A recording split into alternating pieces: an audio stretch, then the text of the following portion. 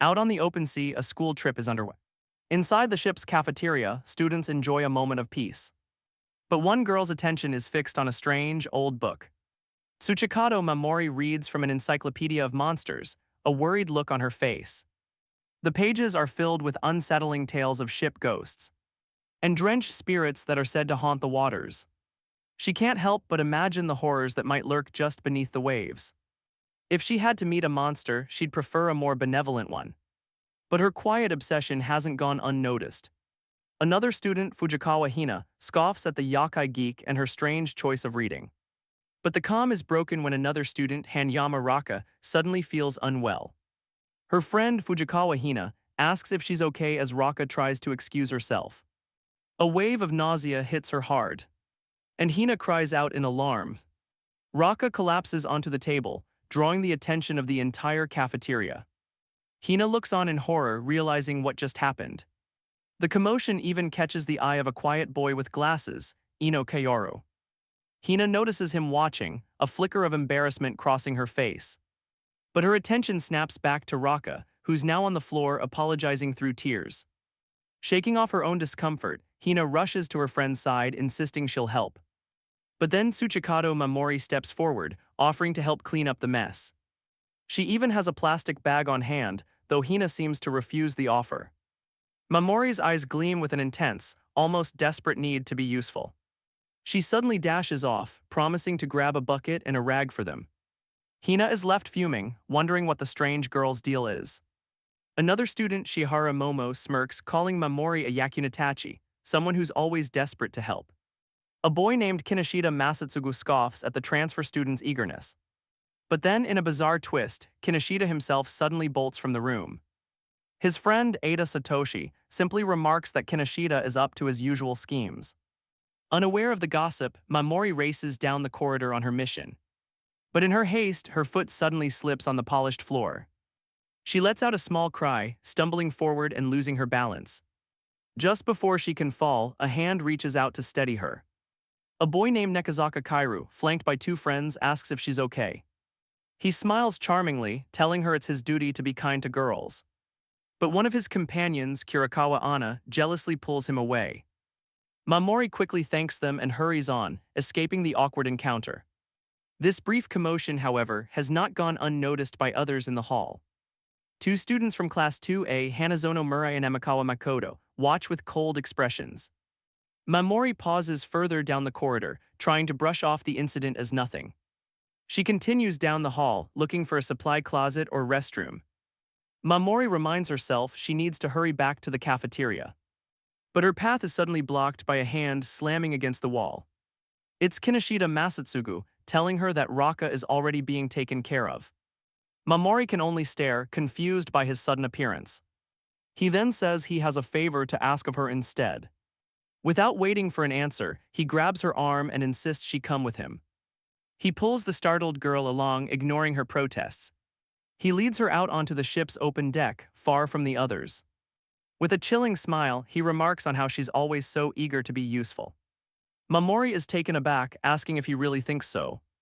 The simple validation brings a wave of relief to her face, as she expresses how happy she is to be of use. But his tone shifts as he begins to make his real request. With a sly grin, he asks her to come to his and Ada's room later that night. Mamorei is completely bewildered, asking why he'd want her to do that. He laughs it off, giving a thumbs up as he crudely suggests his intentions. She stammers, completely flustered and unable to process his words. He leans in closer, trying to guilt her into agreeing by framing it as helping classmates in trouble. But her continued hesitation makes him snap, his friendly facade instantly crumbling away. He scoffs, calling her out for being all talk when a classmate actually needs her help. His words cut deep, mocking her desperate need to be useful. The insult triggers a painful memory of her mother calling her worthless. A younger version of herself, always apologizing for her perceived failures. Back in the present, Mamorei stands frozen, his taunt echoing in her mind. But with a clenched fist, she suddenly tells him to wait. Kinoshida turns back, surprised, as she quietly agrees to his request. She repeats her confirmation, a desperate edge to her voice. All she asks is that he never, ever call her useless again. A cruel, knowing smile spreads across Kineshida's face. He leans in close, whispering a final, chilling instruction to be there. He adds a final, quiet threat, making sure she understands the consequences. But their conversation is cut short by an approaching teacher, demanding to know what Kinoshida is doing. Azuki-sensei points sternly, ordering them both to get back inside immediately. Her sharp gaze then falls on Mamorei, surprised to find her out here as well. She warns the girl that while kindness is good, she shouldn't overdo it, especially with recent rumors. The unexpected advice leaves Mamorei completely speechless. Overwhelmed, she can only bow her head and apologize for causing trouble. The teacher softens, telling her to hurry back inside before the weather turns. As if on cue, the sky opens up, and a violent storm begins to toss the ship. Mamorei cries out as the cold, heavy rain suddenly pours down on them. The teacher screams Mamorei's name as the girl is thrown over the railing. Suddenly, a colossal, shadowy hand bursts from the depths, seizing the entire ship. Azuki-sensei can only watch in terror as the monstrous form rises from the waves. Panic erupts inside as the students are thrown about by the violent lurch. Mamorei is sent tumbling into the raging sea, lost to the storm. The creature tightens its grip, dragging the massive vessel down into the abyss. Mamorei sinks helplessly into the cold, dark water. She loses consciousness as she's pulled further into the depths. Her body comes to rest on an unseen surface at the bottom of the sea. But she's not alone, as a mysterious figure stirs beside her. Mamorei slowly comes to, questioning if she's even alive. The sound of waves crashes against a rocky shore. Her eyes widen in confusion and shock. She's been washed up on what looks like a small, deserted island. She tries to make sense of where she could possibly be. But a sharp, ringing noise suddenly pierces her ears. She clutches her head, wincing from the sudden pain. Looking up, she sees something that makes her blood run cold. The unmoving bodies of her classmates are strewn across the forest floor. A grim and silent testament to the disaster that befell their ship. The horrific sight paralyzes her with raw, unfiltered terror. She tries to rationalize the ringing in her ears, blaming it on the seawater. But then she realizes the bodies she saw are moving. Her classmates are alive. Morale is already low, however, as some complain about the island's eerie atmosphere. Ada Satoshi tries to lighten the mood, suggesting they treat this like a survival game. The idea seems to catch on, as his friend agrees it's a plausible way to think. But it's Ino Kaoru who brings a sense of calm, adjusting his glasses with a steady hand. He calmly reassures everyone that a rescue team is surely on its way. His confident words immediately seem to lift the spirits of the other students. He even points to a passing bird, a small attempt to find normalcy in the chaos. He explains that the bird's presence means a water source must be nearby. The girls are immediately impressed, feeling a renewed sense of hope with him in charge. But Kineshida's mind is on something far darker, a wicked smile on his face. He whispers to Ada that they should take advantage of the situation with the girls. But his friend can only stare back, disgusted by his twisted logic. The group continues their trek, with Kinoshida and Ada walking ahead of Mamorei's group. But the bird they saw earlier seems to watch them with an unnervingly vacant stare. Ino leads Mamorei and a few others, pointing out a path down the cliffside. He suddenly pushes ahead, telling them he'll scout the way forward alone. As the bird takes flight, one of the girls calls out for him to wait. Undeterred, Mamorei gets to work, a determined look on her face. She feels a sense of relief, grateful that she wasn't swept away by the sea. Her search leads her to a crude, makeshift shelter on the beach. She wonders if someone else had been stranded here before them. Putting the thought aside, she begins to search the area for useful materials. Her knowledge from books kicks in as she identifies some dry grass perfect for tinder. She immediately sets about trying to start a fire for the group. Using a plastic bag filled with water, she focuses the sun's rays onto the grass. A small flame catches, and a wave of pride washes over her face. She remarks how lucky it was that she had that plastic bag on her. With the fire started, Mamorei's thoughts turn to their next needs, food and drinking water. Just as Ino predicted, the island's mountains hide a precious water source. And it's Ino himself who has been searching for it tirelessly. He suddenly cries out, having finally found what he was looking for. Kneeling by the stream, he confirms the water is drinkable, a wave of relief washing over him. He turns with a smile, calling out to let the others know of his discovery. But a strange intensity flickers in his eyes for just a moment. Back with the main group, Rocka and the others hear his distant call.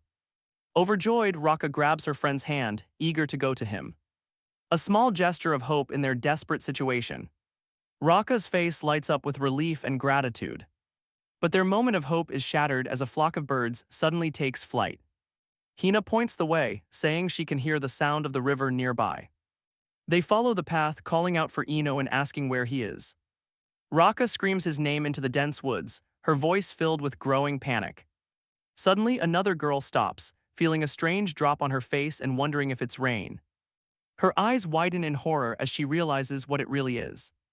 Hanging from the canopy above is a grotesque, spider-like creature.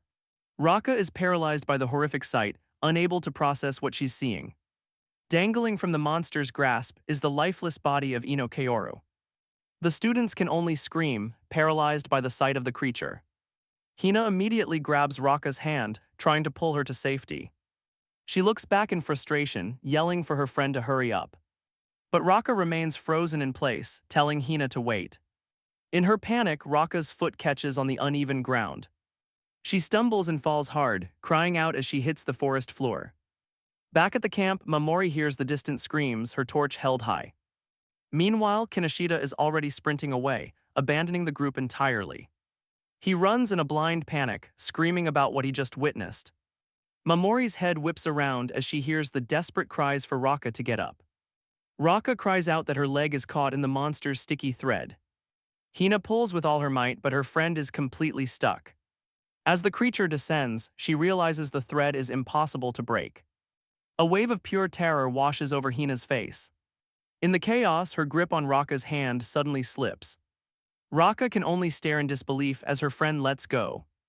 Hina is frozen for a moment, paralyzed by her own fear. With a tearful apology, she turns and abandons Rocka, running for her life. Rocka is left behind, begging her friend not to leave her. Her eyes fill with tears as she watches her best friend disappear into the woods. The creature's horrifying face descends, its human-like hair dangling over the terrified girl. Just then, Mamorei arrives, her torch cutting through the darkness to reveal the night. Her eyes lock onto Rocka, who is trapped and crying out on the forest floor. Mamorei's mind freezes, overwhelmed by the sight of the massive monster. She feels completely helpless, wondering what she could possibly do against such a thing. But from Rocka's perspective, a figure has appeared to stand against the beast. A desperate, pleading look fills the trapped girl's eyes. Mamorei is shaking with fear, but she tells herself she cannot abandon her classmate. Her hand tightens around the wooden torch, a silent resolve forming. Because being useless is a fate she refuses to accept, no matter the cost. She believes the only reason she's still alive is to finally prove her worth by helping others. The monster lunges forward, its massive jaws wide open. Rocka can only scream, bracing for the inevitable. But Mamorei shoves the burning torch into its path. She pushes Rocka aside just as the creature's tendrils strike down. The dark strands wrap around the flames, sizzling on contact. Mamorei stands firm, shielding her classmate from the beast. Rocka can only watch, completely stunned by the sudden rescue. Through her fear, Mamorei promises that she will protect her. Rocka stares up at her savior, whispering Mamorei's name in disbelief. The creature lets out a horrifying shriek, enraged by the flames. It retaliates by spitting a stream of liquid directly at the torch. Mamorei cries out as she sees the attack coming. The fluid hits its mark, instantly dousing the fire. Her only weapon is extinguished, leaving just a wisp of smoke. Mamorei can only stare in shock at the smoldering stick in her hand. Her brief moment of courage completely evaporates. She backs away, pleading for the monster to stay back. Her mind races with panic, apologizing for her failure as she realizes she has no plan. She realizes that trying to escape with Rocka is completely hopeless. But as the creature shrieks, a desperate thought flashes through her mind.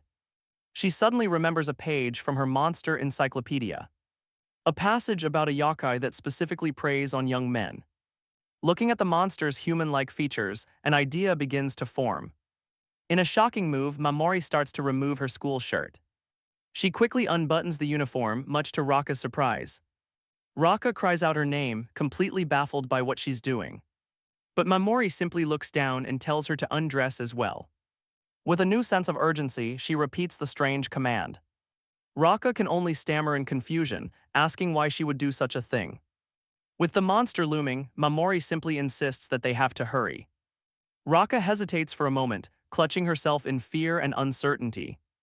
But their school uniforms are quickly discarded onto the forest floor. Now completely exposed, the two girls stand together in the darkness. They turn to face the monster, presenting themselves as a new kind of offering. And just as Mamorei predicted, the creature stops its advance, seemingly confused. Mamorei holds Rocka close, offering what little comfort she can in this terrifying moment. The monster's gaze falls upon them, its intentions unreadable. The two can only wait, hoping Mamorei's desperate gamble pays off. Mamorei holds Rocka's hand, a silent promise in the face of terror. And incredibly, the creature seems to recoil, turning away from them. Rocka can hardly believe it, asking if they've actually been saved. Mamorei confirms with a relieved smile that it seems they have. Overwhelmed with gratitude, Rocka throws her arms around Mamorei, thanking her through tears. She sobs that she's only alive because of what Mamorei did for her. The raw emotion of the moment leaves Mamorei completely stunned. A tearful, radiant smile spreads across her face as she agrees that she's alive too. And in that moment, she wonders if she was finally, truly useful to someone. But as she reaches for their discarded clothes, a new thought seems to strike her. Rocka looks up at the retreating beast, asking why it suddenly decided to spare them. Mamorei explains that it's likely a yokai known as a Joragumo, or binding bride. The word yokai sends a jolt of shock through Rocka. Mamorei recounts the legend of a woman who was spurned and transformed, now preying only on men. Rocka panics, wondering if her flat chest made the monster mistake her for a boy. But Mamorei clarifies that the creature has poor eyesight and simply couldn't tell their gender while they were clothed. Rocka still struggles to accept the reality of it, questioning if monsters truly exist. She asks if it wasn't just some giant mutated spider, but Mamorei seems unsure. A chilling thought crosses Mamorei's mind as she realizes there might be other creatures like it on the island. Rocka panics at the thought, but Mamorei quickly tries to reassure her that a rescue team must be on its way. Mamorei falls silent, a shadow of doubt crossing her face. Rocka notices her change in mood, calling out her name in concern. She asks Mamorei if she knows the name of this island, or where they could possibly be. But Mamorei can only stare out at the endless ocean, unable to answer. A memory surfaces of her before the trip, carefully studying their planned route on a map. She had traced their entire path, which was supposed to stay close to the coastline. And with a look of dawning horror, she explains that an island like this shouldn't be here. The terrifying implication hangs in the air, leaving Rocka speechless. The two stand together in the darkening woods, the truth of their situation sinking in. Mamorei adds that her heart is pounding with a strange sense of dread. Her mind races with images of other monsters that might be lurking in the shadows. She knows with absolute certainty that they have to get off this island. As Mamorei leads them through the darkness, Rocka calls out her name. She asks where they could possibly be going in the dead of night. Mamorei explains that they need to return to the shelter on the beach to rest. The idea of sleeping seems impossible to Rocka after what they've just been through. But Mamorei insists that their first priority is to conserve their strength. They finally reach the shore, the sound of the waves a lonely comfort. Huddled together for warmth, the two girls settle down for the night. But Rocka's sleep is troubled, her mind replaying the terror she just survived. Her dream takes her back to a peaceful classroom, with cherry blossoms drifting past the window. It's the first day of high school, and while others form groups, Rocka sits alone. She quietly opens the lunch her mother packed for her, revealing a message of encouragement written right on the rice. A small, determined smile forms on her face. But her solitude is broken when another girl, Hina, marvels at the handmade lunch. Rocka is flustered by the sudden attention, trying to downplay the gesture. But Hina just laughs, holding up a note from her own mother with a similar message. It seems both their parents were worried about them making friends on the first day. And in that shared moment, a new friendship begins to sparkle in Rocka's eyes. Hina introduces herself with a bright smile, asking to be friends. And just like that, a new chapter of Rocka's life began. She remembers rushing home that day, bursting with excitement. She tells her mother that she finally made a friend. Her mother admits she had been worried, knowing how shy her daughter was. But she smiles with relief, reminding Rocka that friends are there to help each other through anything. A lesson that Rocka took to heart. From that day on, she and Hina were inseparable. Rocka found herself opening up, her world growing brighter with Hina by her side. They shared everything, becoming the best of friends. A memory of Hina's bright, welcoming smile. But the dream twists into the nightmare of her hand slipping away. Rocka wakes with a start, crying out her friend's name in the darkness. The painful memory leaves her sobbing as she sits up on the cold beach. Mamorei stirs beside her, mumbling in her sleep about her desire to be useful. She drifts back into a brief, peaceful slumber. The long, quiet night finally gives way to the first light of dawn. As a new day begins, Rocka wakes to a strange, rhythmic tapping sound. She watches with a weary expression as Mamorei works tirelessly by the shore. Mamorei turns with a small wave, offering a simple good morning. She apologizes for the noise, asking if Rocka was disturbed. She then offers a handful of mulberries she gathered for breakfast. Rocka can only stare, unsure what to make of the gesture. But after trying one, her eyes widen in surprise at how good it is. Mamorei tells her to eat, explaining they'll need their strength to get off the island. Rocka's attention then turns to the crackling campfire, asking if Mamorei built it. Mamorei quietly confirms that she was the one who started it. Rocka wonders if she had a lighter, but Mamorei explains she had nothing of the sort. Instead, she holds up the same plastic bag from the ship, explaining how she used it. She demonstrates the principle, noting that it works like a magnifying glass but is useless on cloudy days. Rocka is amazed by Mamorei's resourcefulness, wondering if she's some kind of survival expert. But Mamorei simply clarifies that she's not an expert on survival, just on yokai. Rocka presses further, pointing out that this kind of knowledge isn't exactly common. Mamorei looks away, a thoughtful and distant expression on her face. She then reveals a shocking truth, admitting she doesn't know how she learned it all. Because she has no memory of the entire year before she transferred to their school. She explains that while she remembers her childhood, her more recent past is just a blur. And she has a nagging feeling that she's forgotten something incredibly important. Rocka can't help but call her strange, which seems to catch Mamorei off guard. But she quickly clarifies that she means it in a good way, that Mamorei is unlike anyone she's ever met. Mamorei looks down, admitting that Rocka's observation is probably true. She explains that with no family, she never learned how to properly interact with people. Rocka tries to backtrack, but Mamorei continues, a new light in her eyes. She smiles, saying that if being useful helps her get closer to everyone, she'll be happy. Rocka is struck with guilt, feeling she's misjudged the girl who just saved her life. Changing the subject, Mamorei announces she's going to search for food and water. Rocka asks what she can do to help, and Mamorei simply tells her to watch the fire. She then adds that if Rocka has the energy, she can search the beach for supplies but warns her to be careful. With a newfound sense of purpose, Rocka agrees to the task. She stands alone on the shore, surveying the debris and preparing to help. Her search yields a single work glove and a plastic bottle, items she considers potentially useful. She then finds a pile of wooden planks, deciding to bring them back for Mamorei to inspect. Carrying the wood, she reflects that while Mamorei is strange, she's not a bad person and feels she owes her a proper apology. But as she nears the camp, she notices a strange, cloaked figure sitting by the fire. She squints, trying to make out who or what is hiding under the sheet. Her mind races, wondering if it's another survivor or something else entirely. She cautiously approaches the silent figure, trying not to make a sound. But in her quiet approach, her foot suddenly catches on something unseen. She stumbles forward, the planks clattering against the ground. Rocka quickly covers her mouth, realizing she's just announced her presence to the mysterious stranger.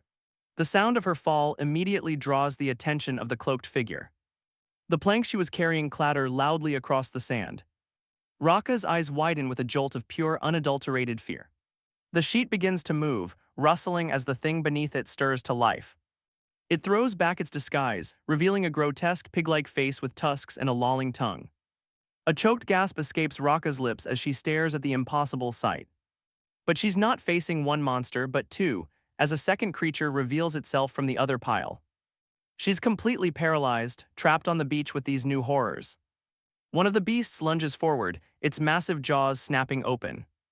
Rocka can only scream as the creature descends upon her, ready to attack. But just as the beast attacks, Mamorei rushes back to the camp, drawn by the screams. Rocka cries out her name, a desperate plea for help. One of the creatures slams its tusk into the sand, narrowly missing Mamorei. She looks down in shock, trying to process what just happened. But when she tries to move, she realizes her leg is completely stuck. The monster's tusk has pinned her skirt to the ground, trapping her in place. Tears of despair well up in her eyes as she realizes she can't escape. The pig-like beast looms over her, its massive jaws wide open. Mamorei can only scream, convinced that this is the end. A single thought echoes in her mind, this time it's really over. The grotesque beast stares down, its tongue lolling out in anticipation. But instead of attacking, it suddenly stops, much to Rocka's confusion. She can only stare, completely baffled by the creature's sudden pause. It lowers its head and begins to lick the sand, right where Mamorei's shadow falls. Rocka watches in disbelief, wondering what on earth the monster is doing. The creature seems completely obsessed, lapping at the shadow on the ground. Mamorei is just as stunned, frozen by a mix of terror and utter confusion. The monster continues its bizarre ritual, completely ignoring the girl it has trapped. It then begins to slowly back away, its strange task seemingly complete. Without another glance, the creature turns and disappears into the tall grass. Rocka sits alone by the fire, still trying to process the impossible events. Just then, Mamorei returns with a bright smile, holding what looks like a large snake. She thanks Rocka for watching the fire and suggests they boil their catch in seawater. But Rocka notices Mamorei seems unwell and asks if something is wrong. Mamorei looks away, flustered as she calls out Rocka's name. She struggles to explain what happened to her while she was gone, her face pale and sweaty. Rocka's eyes widen in alarm as she watches her friend falter. Suddenly, Mamorei cries out and collapses onto the sand. Rocka rushes to her side, calling her name in a panic. Her gaze falls on a vicious bite mark on Mamorei's leg, and the horrifying truth dawns on her. Meanwhile, another group of survivors makes their way through the dense jungle. Ada Satoshi looks around nervously, clearly on edge after their recent encounter. But their search leads them to a small waterfall, a potential source of fresh water. Ada confirms that it seems safe to drink, much to the others' relief. The news is shared with Hina, who still looks grim and withdrawn. She takes a drink, a strange intensity in her eyes as she remarks on how good it is. Kinoshida, however, is less impressed, complaining that the water only makes him hungrier. He complains about the monster, but then reasons that it's probably full for a while. He turns to the others, suggesting they use this time to explore further. Hina glares at him in disgust, asking if he feels no remorse for the classmates who were sacrificed. Ada tries to reason with Hina, telling her that of course it's painful for everyone. But Kinoshida snaps back that he'll do whatever it takes to survive, challenging Hina's own actions. The argument is cut short as the ground gives way, sending Ada tumbling down a hidden slope. Kinoshida cruelly tells Hina that if she feels so guilty, she should go back and collect their remains. Unable to stand it any longer, Hina runs off into the woods as Ada calls out her name. Back at the beach, Rocka lies on the ground, her body trembling with a sudden fever. Mamorei looks down with concern, trying to get her friend's attention. She kneels beside the unconscious girl, asking if she's all right. Rocka can only murmur that she's burning up, sweat beading on her forehead. Without hesitation, Mamorei begins to unbutton Rocka's shirt to help cool her down. But as she does, her eyes widen in shock. Rocka weakly asks about a strange bruise that has suddenly appeared on her chest. Mamorei confirms her fear, saying the mark definitely wasn't there yesterday. Rocka then asks what happened while she was unconscious from the fever. In her delirious state, she mutters a single strange word, cow. Mamorei can only look on in confusion, unsure what she means. She tries to describe the monster she saw, saying it had a body like a lizard. But Rocka continues her feverish memory, explaining how it chased and licked her shadow. She remembers watching the strange beast retreat back into the mountains. Mamorei pieces together the bizarre clues, trying to identify this new kind of monster. A horrifying possibility begins to dawn on Mamorei. She recalls a creature from her books, a monstrous ox demon known as the Oshioni. She wonders what they can possibly do if that's what they're facing. Frantically, she flips through her encyclopedia, searching for any clue. The text reveals a chilling detail: those whose shadows are licked are doomed to die within days. Rocka weakly asks if there's any way to be saved. She looks up at Mamorei, her voice filled with desperation. Rocka asks what's going to happen to her, leaving Mamorei at a loss. But she forces a smile, trying to reassure her that everything will be all right. Rocka can only apologize, feeling like she's nothing but a burden. Rocka tells Mamorei to forget about her and just save herself. But Mamorei's hands tighten around hers, refusing to let go. She makes a solemn vow that she is going to save her. A fierce, almost desperate resolve burns in her eyes. Rocka can only stare in shock as Mamorei declares she will never abandon her. Before Rocka can even protest, Mamorei is already on her feet. She dashes off, convinced that finding the Oshioni is their only hope for a cure. She remembers from her book that the creature is said to live near water. So she heads for the mountains, searching for a river or a pond. But as darkness falls, she realizes she should have brought a torch. But as she wanders, she stops, catching the faint smell of smoke on the wind. Her head snaps up as she spots a flickering light in the distance. Cautiously, she makes her way through the undergrowth toward the mysterious glow. Her eyes widen in shock as she realizes it's a fire. She emerges into a clearing and finds a small, well-maintained campsite.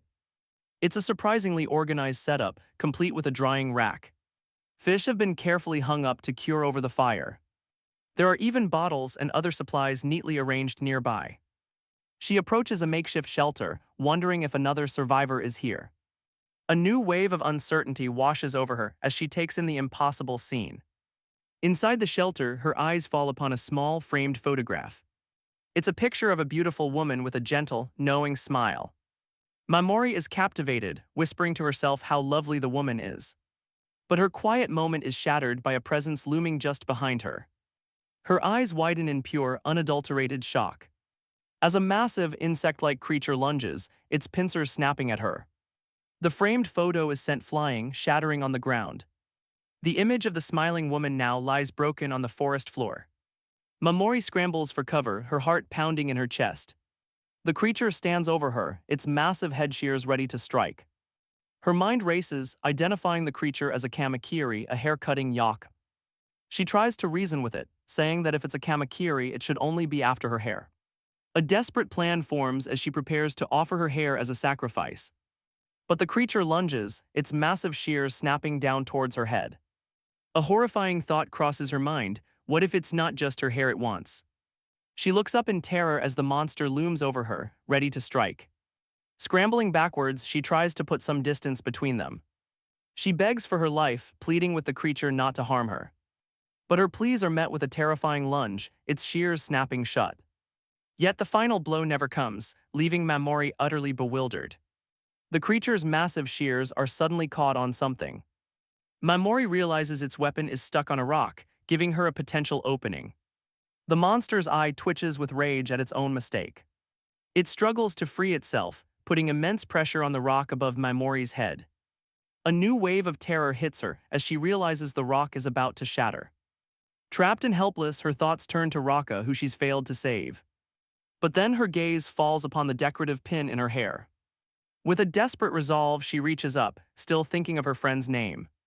As she pulls the pin free, it transforms into a glowing, spectral hand. The ethereal limb strikes the kamakiri with devastating force. The creature cries out as the spectral hand slams into its side. Mamorei can only stare, completely bewildered by what she's just witnessed.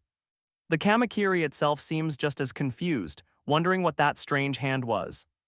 The glowing, bandaged entity then soars away, disappearing into the night sky. The monster can only watch it go, stunned into silence by the attack. Mamorei is left trembling on the ground, a new wave of fear washing over her. But a heavy boot suddenly stomps down, its owner telling the creature to be quiet. A dark-haired boy grabs the kamakiri, scolding it for trespassing in his space. He glares with cold fury, calling the yokai a pest as the spectral hand wraps around his arm. Meanwhile, elsewhere on the island, Nekazaka Kairu is being fawned over by his two companions. Kurikawa Anna asks Nekazaka why he seems so down, though she admits it's understandable given their situation. He doesn't answer, a distant and unreadable expression on his face. But then, a familiar glint returns to his eye as an idea seems to strike him.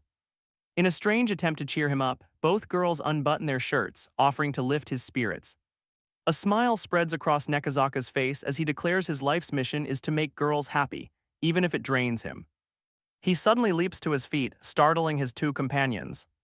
He then bolts away as the girls call out for him to wait. He shouts back that he's just not in the right mood for this. But his escape is cut short as he runs headfirst into a wooden fence. He stops, completely baffled, wondering what this strange structure could be. He inspects the crude construction, wondering if it's some kind of trap. The realization dawns on him that they might not be the only ones on this island. Back in the clearing, the dark-haired boy turns, alerted by the commotion. He walks forward, muttering about yet another castaway showing up. With a bag over his shoulder, he calmly approaches the scene. Mamorei looks up from the ground, still shaken from her near-death experience. The massive Kamakiri lies defeated just a few feet away. She stammers, completely at a loss for words in front of her rescuer. Pulling herself together, she stands and formally introduces herself as Tsuchikado Mamorei. She explains she was shipwrecked during a school trip, asking how long he's been living here. But the boy cuts her off, telling her to stop her rambling. With a cold glare, he simply tells her to get out. Mamorei is taken aback, quickly apologizing for bothering him. She tries to thank him for the rescue, but he seems confused. He coldly denies having saved her at all. He claims he was just dealing with a trespassing yokai and warns her to leave as well. But the mention of yokai sparks a new excitement in Mamorei, asking if he's an enthusiast like her. She flips through her encyclopedia, noting she's never read of a yokai with a giant hand on its back. The boy's expression shifts from annoyance to disbelief. He finally snaps, furious at her for calling him a monster. Mamorei is completely baffled, asking if he's not a yokai then. She quickly apologizes for the rude assumption, bowing her head in shame. But she still has questions, wondering what that spectral hand could have been. The boy seems to tense up, a flicker of annoyance in his eyes. But Mamorei's own eyes widen with a sudden realization. She stares at his back, a strange thought crossing her mind. Without thinking, she reaches out, asking where the hand from before went. Her fingers touch his jacket as she asks if it grew right out of his back. The sudden contact makes him freeze, a nervous sweat breaking out on his face. He can only stammer, completely caught off guard by her directness. He violently shoves her away, yelling at her not to touch him. The force of the push sends Mamorei stumbling backwards onto the ground. Dazed, she can only apologize for her forwardness. But the boy looks away, muttering his own apology for being so rough. His eyes then widen with a sudden, horrified realization. He's just noticed that in her fall, her skirt was torn. He can only stand there, completely frozen by the unexpected sight. Mamorei looks up, completely confused by his sudden silence. But then her own gaze follows his, and a wave of mortification washes over her. She quickly covers herself, apologizing for showing him something so unsightly. He snaps at her to leave and she quickly agrees, promising to go. But before she does, she asks him to tell her just one thing. She flips open her encyclopedia to a familiar, horrifying image, and asks if he knows anything about the yokai known as the Oshioni. She pleads with him to tell her its location if he knows where it is. The boy's expression darkens as he seems to recognize the creature she's describing. Her face lights up with hope, asking if he really knows where to find it. Her sudden intensity seems to catch him completely off guard. He questions her motives, wondering why she's so desperate for this information. Mamorei explains that her friend is dying from a high fever after her shadow was licked by the beast. The boy's expression turns grim as he tells her it's already over for her friend. She explains her plan to reason with the Oshioni, but he just calls her an idiot for thinking she can talk to a monster. He tells her that her plan is nothing more than a suicide mission. Mamorei quietly admits that he might be right. But she refuses to give up, unwilling to just stand by and watch her friend die. The boy simply watches her, his expression unreadable. He picks up a bucket, admitting her argument is sound, but coldly states that it's none of his business and he has no reason to help her. Mamorei panics, not wanting to be a bother but desperate for a way forward.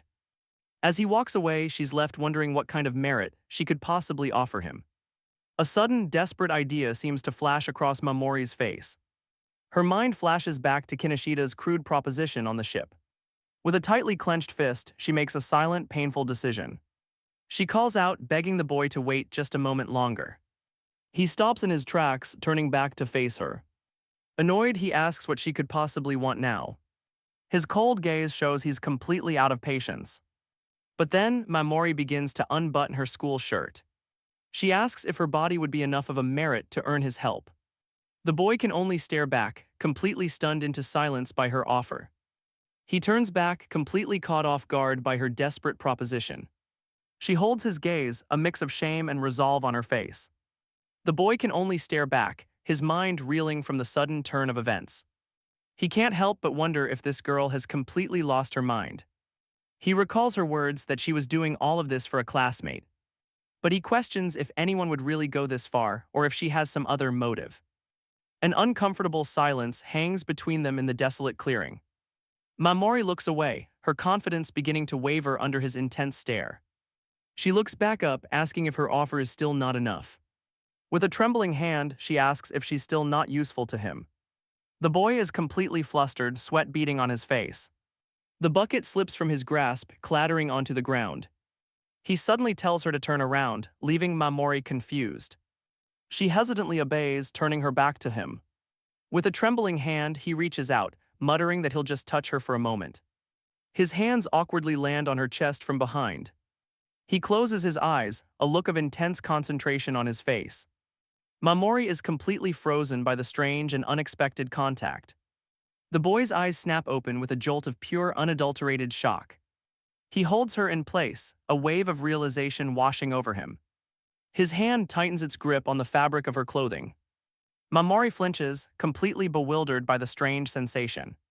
He mutters to himself, realizing that what he's touching is some kind of demon. With a sudden tug, he pulls at the strap of her undergarment. He yanks it hard, trying to dislodge whatever he's found. Mamorei is left completely baffled as he pulls at the collar of her shirt. He stares ahead with a grim expression, while she remains utterly confused. She turns her head, innocently asking if she should just take it off herself. The boy's face contorts in a mask of pure, unadulterated panic. He tells her she's just making it difficult by being so tense, as she apologizes for her confusion. The boy's hand tugs at Mamorei's undergarment, his expression tight with frustration. Mamorei lets out a small gasp as her clothing is pulled, revealing the strap beneath. He tells her not to be so tense, as Mamorei, flustered, apologizes for her reaction. His hands continue to search her chest, trying to dislodge whatever he's found. He pulls out a small, dark, sharp object, wondering if it's some kind of stone. Suddenly, a strange, glowing energy bursts from Mamorei's chest, startling the boy. His eye widens in pure shock, a bead of sweat trickling down his face. The boy now holds Mamorei's hand, looking away as she stands confused by the strange events. But then a massive spectral hand with sharp claws erupts from the boy's back, wrapping around him. Both Mamorei and the boy look up in terror as two colossal, clawed hands descend from the sky above them. Mamorei looks up in shock, recognizing the spectral hands from before. The colossal claws descend with terrifying speed. Before she can react, the boy's own spectral limb moves behind her. It wraps around her waist, lifting her high into the air, and then slams her back down onto the hard ground. She can only look up, dazed and completely bewildered. The boy stands over her, his expression cold and unreadable. Mamorei tries to speak, but can only stammer in confusion. He leans down, pinning her to the ground with the spectral limb. She flinches as he reaches for her, his intentions unclear. He presses down on her, his spectral hand holding her firm. Mamorei winces, pinned and unable to move. She can barely breathe under the immense pressure. But the boy seems to be in a trance, his face slick with sweat. He mutters to himself, completely lost in whatever he's doing. Suddenly, a strange vision flashes before Mamorei's eyes, showing two versions of herself. The boy's own eyes snap open, a look of dawning horror on his face. A memory surfaces of him sitting alone, questioning his own actions. A moment of deep shame and confusion from his past. And that same shock now grips him as he stares down at Mamorei. The boy recoils, covering his face as he mutters the name of a yokai. He quickly gets up and walks away, offering a quiet apology for his actions. Mamorei is completely bewildered, trying to process his sudden change of heart. But he cuts her off, agreeing to tell her what she wants to know. She can only stare in disbelief, asking if he's really going to help her. A wave of guilt seems to wash over him, though he can't understand why. He wonders why he was suddenly able to control his power, something he's never done before. His thoughts are interrupted as he notices the broken picture frame on the ground. A flicker of realization crosses his face, though its meaning is unclear. Without another word, he begins to lead her towards the mountains. He picks up the shattered frame, revealing the gentle smile of the woman inside. Mamorei suddenly realizes what he's holding, a wave of guilt washing over her. She quickly apologizes, explaining that she was the one who dropped it during the attack. But he seems just as flustered, offering his own quiet apology for his earlier actions. As they walk, she tries to bring it up again, but he simply tells her to forget it. He looks at the image, remarking on how beautiful the woman is. With a quiet certainty, he simply says that it's a given. He calls her the most beautiful person in the world, a saintly figure. A bright smile crosses Mamorei's face as she asks if that's his mother. The question seems to catch him completely off guard, leaving him flustered and annoyed. She calls the photo a treasure, but he just tells her not to be weird. She then admits that she's envious he even has a picture of his mother. Pulling out her own book, she explains it's the only memory she has of her own. The boy can only stare, completely taken aback by her confession. Mamorei looks down, saying she doesn't know how to properly apologize for breaking the frame. But then, a sudden idea seems to strike her. With a bright smile, she offers to be his mother while they're on the island. The boy is left completely speechless by the bizarre proposition. She insists, even telling him that he can call her mom. She adds that while she might not be enough, she can at least try to give him that feeling. The boy is suddenly overcome with emotion, tears streaming down his face. He snaps, accusing her of making a fool of him as she flinches back in surprise. Mamorei can only stammer, trying to deny his sudden and intense accusation. With a frustrated sigh, he turns his back on her, saying he's had enough and is leaving. He glances back over his shoulder, ordering her to hurry up and put her clothes back on. Mamorei is stunned for a moment by his abrupt change in demeanor. But her confusion quickly melts into a bright, eager smile as she happily complies. Unseen by either of them, a strange, multi-eyed creature watches from the edge of the woods. The beast then quickly burrows itself into the soft earth, leaving only the tip of its strange tail sticking out of the ground as it hides. As they walk, Mamorei offers a silent prayer for her friend's safety. The boy leads the way, snapping a branch to fashion a makeshift torch. He lights it, creating a small beacon of light in the oppressive darkness. But Mamorei stumbles on the uneven ground, letting out a small cry of surprise. Her guide simply glances back, his expression one of pure annoyance. He then remembers something, turning back to face her with a new idea. He hands her a small metal container, telling her to take it. She holds the can as he prepares the next step of his plan. He tells her to open the lid, revealing a small bottle of his own. He then pours a high-proof alcohol into the can, intending to create a longer-lasting light source. He sets the liquid ablaze, creating a small contained flame in the can. He warns her to be careful, as the lid can come off easily. Mamorei is surprised, asking if he brought the alcohol with him to the island. But he simply looks away, denying her assumption. He explains that boats sometimes wash ashore, bringing supplies from the dead. The grim reality of their situation leaves Mamorei completely shaken. He calmly adds that it's how he gets food and clothing, a grim but necessary truth. She asks if the boat is operational, but he admits he's never tried to find out. A spark of hope ignites in her eyes as she realizes it could be their way off the island. But he dismisses the idea, leaving her completely stunned by his lack of interest in escaping. She asks if he has any desire to escape this dangerous island and return to his old life. The boy looks back, the words old life echoing with a strange emptiness. He turns away without another word, a heavy silence falling between them. As he walks on, Mamorei is left wondering what she could have said wrong. She follows him through the dark woods, feeling she's once again misspoken. The moon hangs high in the sky as they continue their long journey. Their path leads to a steep cliff face, which he says they must climb. He scales the rocks with surprising ease, leaving Mamorei stunned below. Reaching down from a ledge, he tells her to hand him the makeshift lamp. He then pulls her up, helping her over the difficult terrain. Mamorei struggles to climb the steep cliff, her hands slipping on the rough surface. She loses her footing and tumbles, landing hard on the ground as the boy turns to see. He extends a hand to her, offering a small, round fruit as well. Mamorei looks up, surprised by his unexpected kindness. She gratefully takes his hand, expressing her thanks for the help. He pulls her up and she sits beside him, still a little shaken. Mamorei lets out a soft sigh, a wave of exhaustion washing over her. She leans against his leg, finding a moment of comfort in the desolate landscape. The boy is visibly flustered by her sudden closeness, his face reddening. Mamorei apologizes, realizing she might have made him uncomfortable. He snaps at her to stop talking and move away, clearly uncomfortable. But a strange rustling sound from above cuts through the quiet night. A single drop of water suddenly falls into her makeshift lamp. The boy looks up, a flicker of confusion crossing his face. As Mamorei asks what's wrong, he quickly shushes her, listening intently.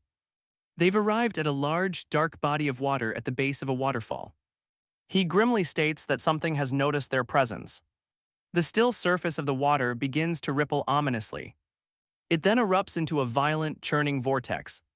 And from the depths, the monstrous form of the Oshioni finally reveals itself. The boy confirms her fears, stating that this is the Oshioni she was looking for. Mamorei's expression hardens with a grim determination. She thanks him for guiding her this far, insisting she can handle the rest on her own. With a small smile, she says she doesn't want to be a burden to him any longer. Her sudden resolve seems to catch him completely off guard. He turns away, coldly stating that it's none of his business anyway. Mamorei clutches her skirt, a silent moment of resolve passing. She offers him a final, grateful smile for all his help. Without another word, he turns and begins to walk away from the shore. Mamorei can only watch him go, now truly alone with the monster. She steels herself, knowing this is a battle she must face alone. But a strange symbol flickers in her eye for just a moment. She tells herself that she cannot afford to falter now. She reasons that since the yokai only licks shadows, she should be safe in the dark. And so she calls out to the Oshioni, pleading for it to remove the curse from her friend. Her voice echoes across the churning water as she waits for a response. But a sudden splash of water extinguishes her only light source. The surface of the lake suddenly erupts with incredible force. Her eyes widen in shock as she realizes her theory was completely wrong. The monstrous Oshioni lunges from the depths, not at a shadow but directly at her. In her panic, Mamorei fumbles with the makeshift lamp.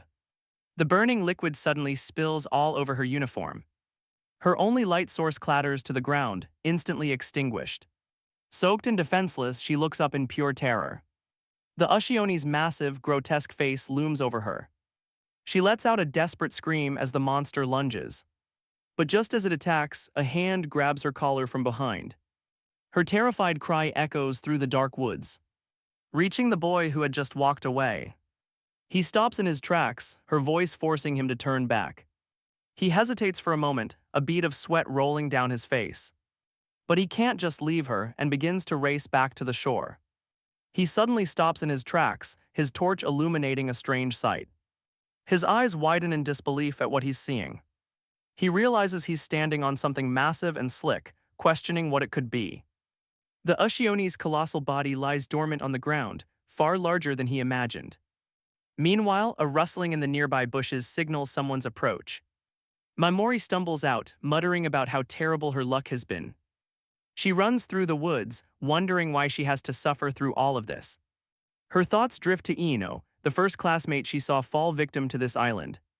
She thinks of how Ino would have known what to do in this situation. But her thoughts are soured by the memory of another classmate's cruel words. She wonders why it had to be Ino who died, wishing it had been someone else instead. But her dark thoughts are interrupted by a strange, flickering light from above. She looks up, completely bewildered by the sudden glow. Mysterious, ethereal shapes seem to be floating among the trees. She can only stare, wondering what she's even looking at. Her eyes widen as she tries to make sense of the strange lights. She stands frozen at the edge of the dense, dark woods. A new wave of uncertainty washes over her, unsure of what to do next. The ethereal lights reveal a horrifying truth, a graveyard of skeletal remains. Mamorei's blood runs cold as she realizes she stumbled upon human bones. A terrified scream rips through the air as she turns to flee. She runs blindly through the woods, desperate to escape the gruesome sight. The rustling of the leaves is the only sound accompanying her panicked flight. Finally stopping, she collapses against a tree, muttering that she can't take any more. Tears stream down her face as she sobs, begging for someone to save her. The weight of her hopeless situation finally crushes her spirit. She stumbles forward, her body and mind completely exhausted. Her desperate wandering leads her to the edge of a waterfall, the very place she just escaped. Her eyes widen in absolute shock at the scene before her. The Oshioni has the boy trapped in its massive jaws. But he's not being eaten, he's just standing there, held by the beast. The boy himself looks completely baffled by the situation. The monster isn't attacking him at all, it's just licking him. A choked sound escapes Mamorei's lips as she tries to understand. The creature's massive, slimy tongue covers him from head to toe. She can't help but feel a wave of disgust at the strange display. It seems the boy had returned to find the Oshioni lying dormant on the ground. He had simply asked what it was doing, completely unprepared for its bizarre welcome. The Oshioni's massive eye stares down as Mamorei realizes this is a terrible mistake. Its tongue descends upon her, and she understands with dawning horror that the boy was right, she can't reason with a monster. She winces, bracing herself for the worst. But then a strange sensation jolts through her. The ringing in her ears returns with a vengeance, piercing through the chaos.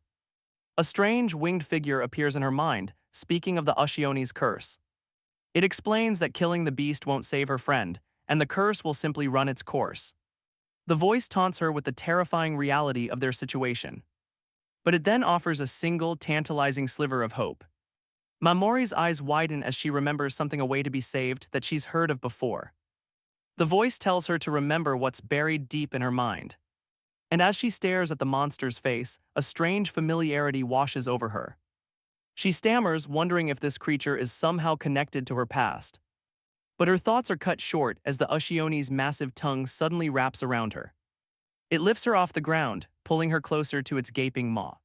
The slimy appendage tightens its grip, dragging her helplessly forward. She screams in terror, convinced she's about to be devoured. The boy can only watch in horror, calling out for the beast to stop. But Mamorei is suddenly dropped to the ground, realizing she has to escape. She scrambles away, putting as much distance as she can between herself and the monster. But she's suddenly caught again, trapped in the creature's massive tongue. The Oshioni thrashes wildly in the churning water, a chaotic force of nature. From the shore, the boy can only watch the impossible scene unfold. Mamorei is suddenly plunged into the cold lake, completely submerged. The boy looks on, a grim and frustrated expression on his face. He lets out a frustrated sound, his grip tightening on the torch. A familiar sense of regret seems to wash over him. He questions why he even bothered to come back for her. He knows that getting involved with others only leads to trouble. But his dark thoughts are shattered as Mamorei is suddenly carried away on the monster's back. He watches her go, a cold, familiar logic taking hold. He stands alone on the shore, his torch the only light. He tells himself that the only person he can ever trust is the one who taught him that other people simply don't matter. But Mamorei's desperate resolve flashes through his mind. Her refusal to abandon a friend no matter the cost. And suddenly, his own cold certainty begins to crack. He can't understand why she would ever get involved with others. Why she would risk everything and go to such impossible lengths for someone else's sake. His frustration finally erupts into a desperate, angry cry. He calls out the name of his power, Yubium. And the massive spectral hand erupts from his back, lunging forward.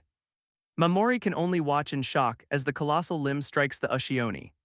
She stammers, trying to comprehend the impossible sight of the giant hand. From her perspective, it's a battle between two impossible monsters. But she's still trapped in the Oshioni's grasp, caught in the chaotic struggle. She breaks the surface, sputtering and disoriented by the violent waves. Her guide watches with a grim resolve, his decision now made.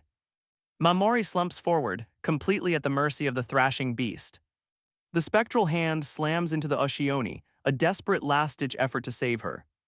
The impact sends Mamorei tumbling onto the rocky shore. She struggles to her feet, completely exhausted from the ordeal. But a sharp voice cuts through her daze, telling her to get up now. She looks up to see her rescuer standing over her, his strange power still swirling around him. She can only stammer, trying to understand what just happened. Through tears of relief, she asks if he really came back to save her. He just looks away, a flicker of annoyance on his face. He cuts her off with a sharp command to be quiet. Meanwhile, Hina's desperate flight through the woods comes to an abrupt halt.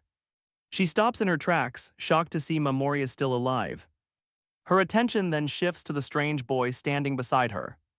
She wonders who this stranger could possibly be, and why he's with her classmate, realizing he's not one of their own. but their reunion is cut short as the Oshioni begins to stir. Its massive eye twitches, a sign that it's noticed the newcomers. The creature's gaze falls upon the three survivors on the shore.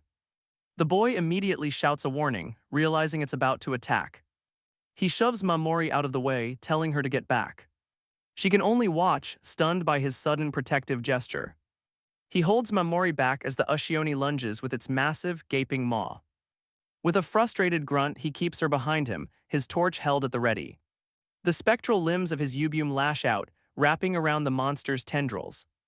The ethereal bindings tighten, holding the creature's attack at bay for now. He quickly lays out a plan, suggesting they target the monster's tongue or eyes. But Mamorei insists they can't, explaining that killing the Oshioni won't save Rocka.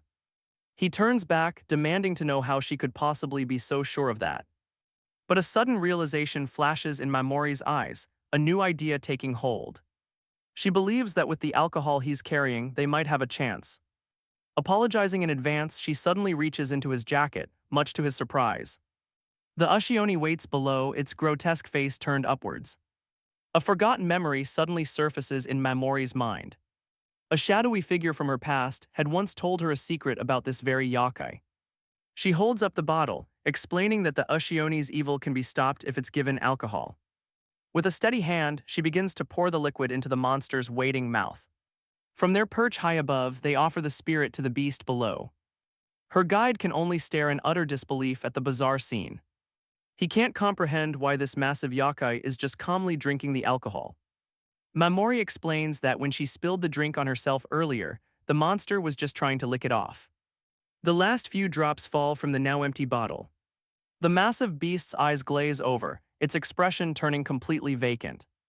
It suddenly slumps forward, collapsing right in front of Mamorei. And just like that, the monstrous Oshioni is fast asleep.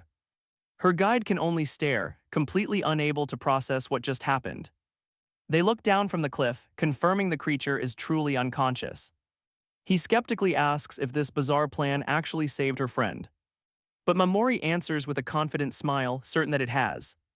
Now all they can do is look out over the water and hope she's right. From a distance, Hina wonders if the monster has finally been defeated. But her presence has not gone unnoticed by the dark-haired boy. Hina watches from the shadows, a calculating thought crossing her mind.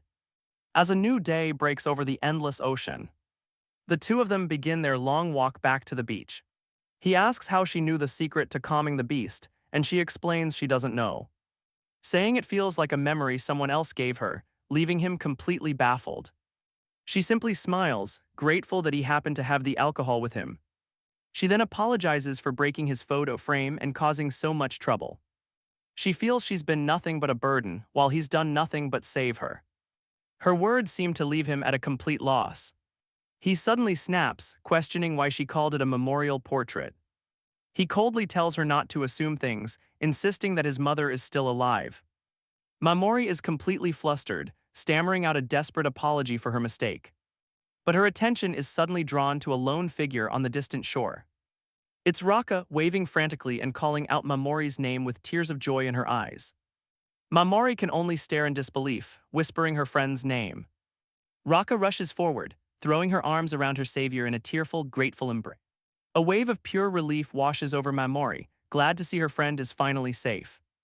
Rocka pulls back with a radiant smile, confirming that she's feeling completely better.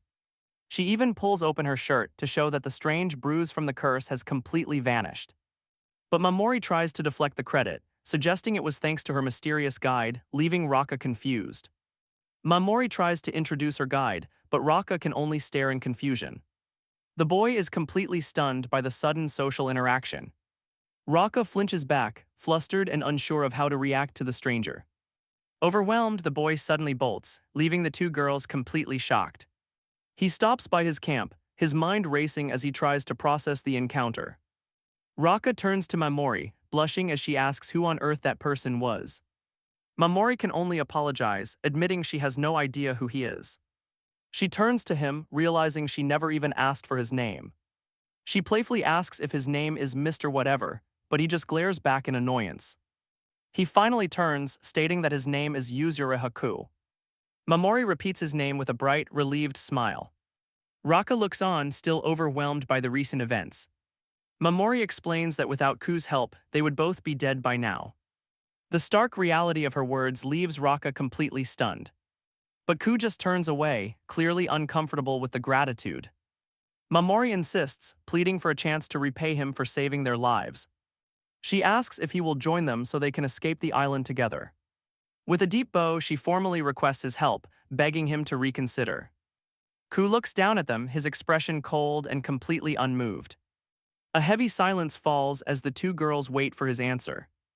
Mamorei tries to find the right words to convince him. But Ku just glares back, his patience clearly worn thin. His cold demeanor is enough to make Rocka flinch.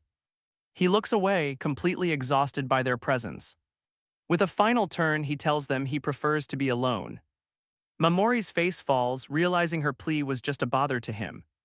Ku remains completely unmoved by her dejected expression. He walks off, adding that he has no intention of ever leaving this island. The girls are stunned, asking why he wouldn't want to see his mother again.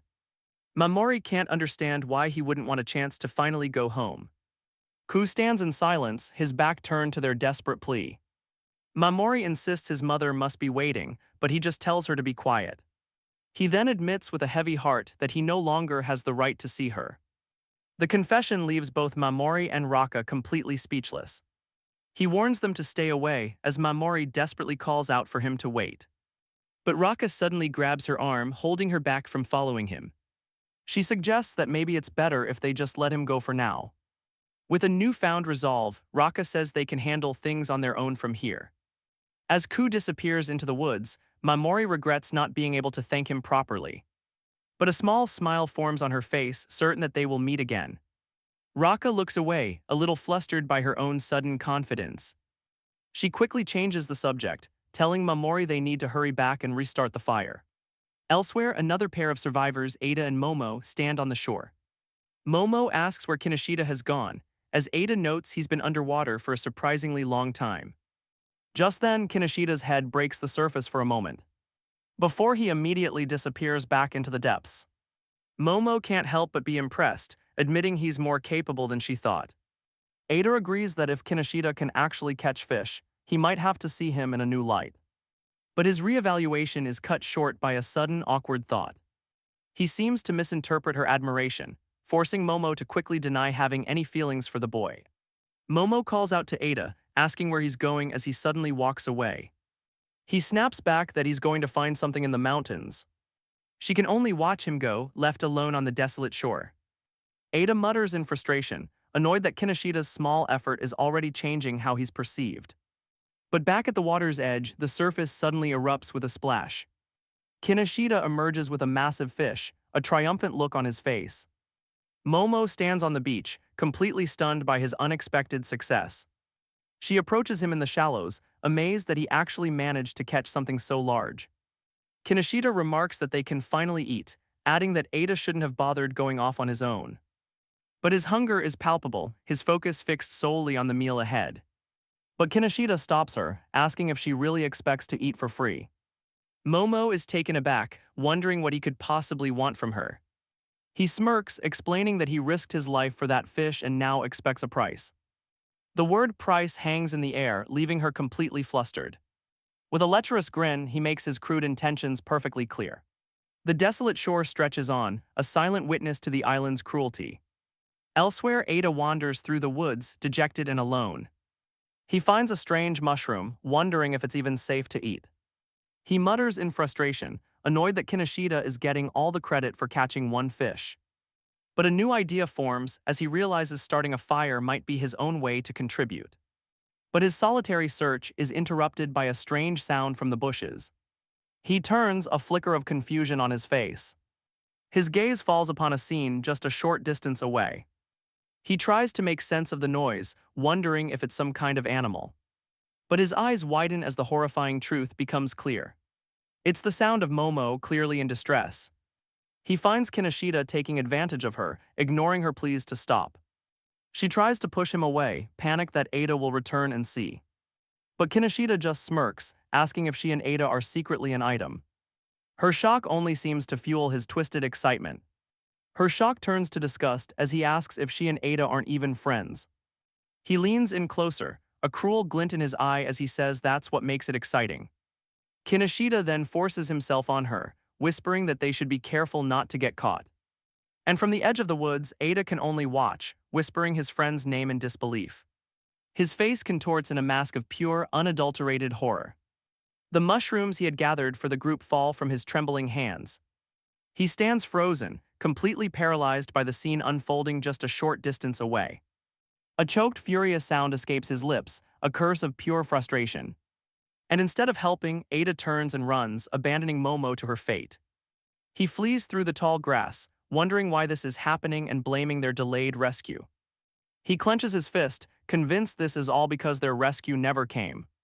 His desperate flight through the woods suddenly comes to an abrupt halt. He falls to his knees, carving a strange, hateful symbol into the dirt. His mind is consumed by the horrifying image of Kinoshida and Momo. A dark, furious thought crosses his mind, a desire to see them both pay. But as he seethes, a strange wind begins to stir the grass around him. The air itself seems to twist into a vortex, catching him completely off guard. A powerful force whips past him from behind, before a white spectral appendage slams directly into his chest. A choked sound escapes his lips as the light begins to fade from his eyes. Ada is sent flying, landing hard on the unforgiving ground. Meanwhile, Ku sits alone by his fire, lost in thought. His expression is grim, the weight of his solitude settling in. He prepares his meal, smoking two strange bundles over the flames. But his attention is fixed on the broken picture frame he salvaged. The sight triggers a painful memory from his past. A time when a classmate cruelly questioned his family's honor. A young girl had tried to intervene, scolding the bully for his words. But her defense was laced with pity, a look that stung him even more. A quiet, lonely sky hangs over a memory he can't escape. The memory takes him back to a lonely playground, where a younger Ku sits by himself on the swings. He watches another boy playing with a ball, a quiet observer from a distance. He thinks to himself that this boy, too, seems to always be alone. But that illusion is shattered when the boy's father arrives, greeting his son with a warm smile. Ku is left speechless, the happy family scene a stark contrast to his own solitude. The painful memory of being pitied by others resurfaces, a look he can't forget. But his quiet moment is broken by a woman's voice calling out his name. It's the woman from the photograph, asking why he hasn't returned home yet. She tells him that his mother is making curry for dinner and that he should hurry back. Placing a gentle hand on his shoulder, she asks if he's all right, but he can only look down in silence. The memory shifts to another family, a boy begging his father to play soccer. But Ku can only look down, the happy scene a painful reminder of what he lacks. The woman notices his silence, her expression filled with concern as she calls his name. She reminds him again of the curry dinner waiting for him at home. She gently apologizes, trying to comfort the withdrawn and lonely boy. As they sit on the swings, she continues to apologize for the hardships he faces. With tears in her eyes, she makes a solemn vow to always protect him, no matter what. She tells him that his happiness is the most important thing to his mother. The memory fades, leaving Ku in the present, staring at the photo as he whispers her title. He grimly observes just how shattered the frame is, a reflection of his own broken past. Her bizarre offer to be his mother echoes in his mind, leaving him completely stunned. He can't help but think what a strange, unpredictable girl she is. But there's something about her that he can't quite dismiss. He remembers her desperate willingness to do anything for her friend. And a sudden, uncomfortable thought seems to strike him. He tries to push it all away, telling himself to just forget everything. But a sudden rustling from the nearby woods breaks his concentration. He immediately calls out, demanding to know who's there. And from the trees, Hina emerges, offering a quiet apology for startling him. Ku can only stare back, his expression cold and suspicious. Hina explains that she was drawn in by the smell of something cooking. She admits it's a shameless request, but asks if he'd be willing to share some of his food. But Ku's expression only hardens with annoyance and suspicion. She pleads with him, her voice filled with a desperate fear of starving. He finally relents, tossing her one of the bundles and telling her to leave immediately. Overjoyed, she thanks him profusely, remarking on how kind he is. She immediately begins to devour the food, exclaiming how delicious it is while Ku just tells her to get out. She asks if it's chicken, impressed that he managed to catch it himself. As they sit by the fire, she marvels at his impressive setup. Her gaze then shifts to his shelter in the distance, wondering if he built that as well. Ku simply looks away, clearly annoyed by her continued presence. Hina remarks that with him around, at least she won't have to worry about food. A calculating look crosses her face as she realizes his strange power could be very useful. She places a hand on his leg, trying to get closer to him. Hina praises his survival skills, asking if he'd be willing to teach her a few things. Ku seems completely flustered by her forwardness, muttering to himself, as she adds that he's actually quite handsome up close. The unexpected compliment makes him recoil, a nervous sweat breaking out on his face. Hina laughs it off, admitting he's not her usual type at all. But her expression suddenly shifts as she remembers Mamorei, wondering where she's gone. Hina asks where Mamorei went after they were together. She then probes further, asking if he's all alone on this island. Ku deflects, asking if she was with the other girl in the school uniform. His expression hardens, demanding to know how she knew they were together. Hina quickly explains that she saw them from a distance. He dismissively says Mamorei went to find her friends, not that he cares. The comment makes Hina pause, wondering if Mamorei even has any friends to begin with. But Ku's patience has run out, asking how long she plans to stay. Though annoyed by his attitude, Hina puts on a smile and begins to unbutton her shirt once more. A quiet voice seems to agree, its owner still unseen. She then makes a bold proposition, asking if he'll make her his girlfriend. Before he can even process the words, she's already on his lap, leaving him completely stunned. He tries to push her away, telling her she's talking nonsense. But she ignores his pleas, her hands pulling at his jacket. He finally snaps, screaming at her to stop this immediately. Hina just smirks, questioning why he's protesting so much, when his body seems to be telling a very different story. Ku can only look away, completely overwhelmed and at a loss for words. As the sun beats down on the desolate island, Momo buttons her shirt, asking Kinoshida where Ada could have gone. Kinoshida stands by the bushes as Momo notices something on the ground. Her eyes fall upon the mushrooms that Ada had gathered earlier. A horrifying realization begins to dawn on her face.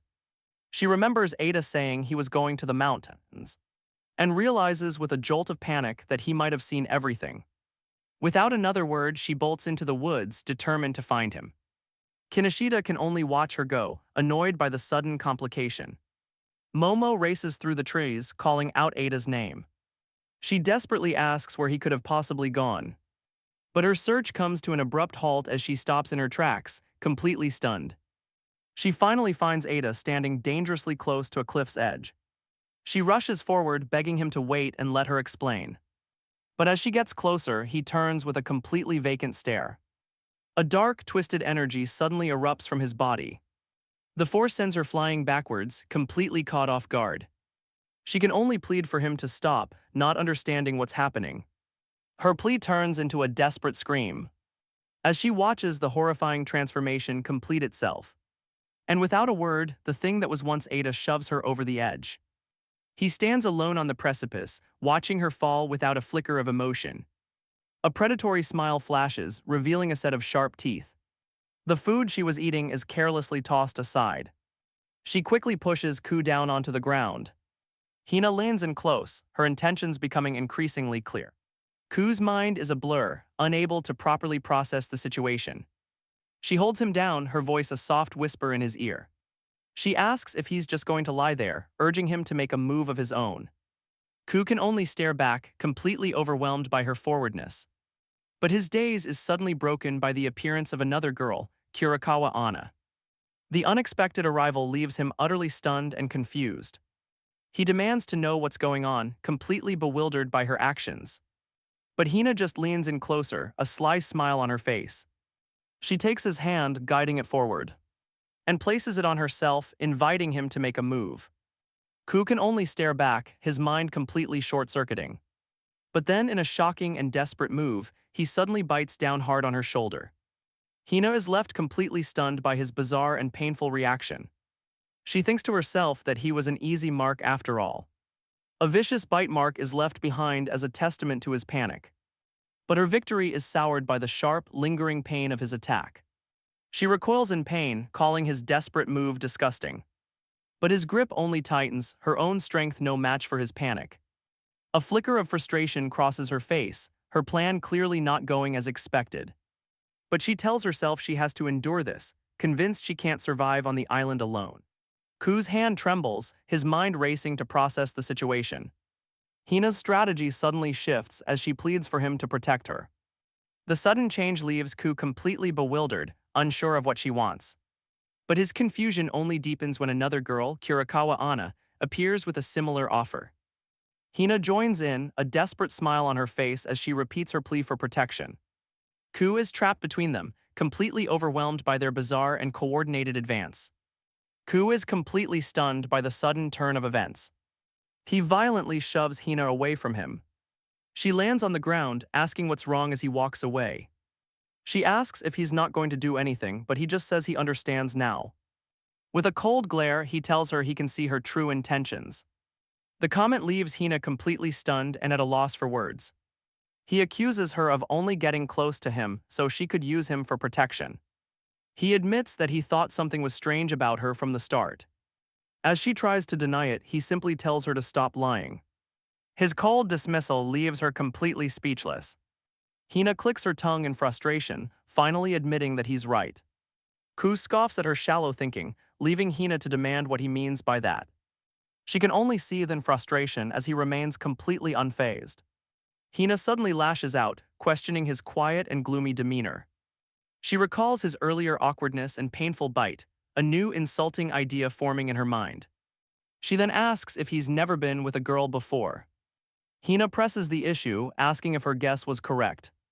Ku can only look away, a nervous sweat breaking out on his face. Seeing her chance, Hina offers to be the one to teach him. She tells him it's not a bad deal, all he has to do is protect her. Ku can only look on, completely flustered by her shameless offer. Hina smirks, confident that with his power, survival will be a breeze. She tries to guilt him, asking if it isn't a man's duty to protect a woman. But Ku simply turns away, questioning whoever made up such a rule. His mind flashes back to Mamorei's tearful promise to protect him, a promise made without condition.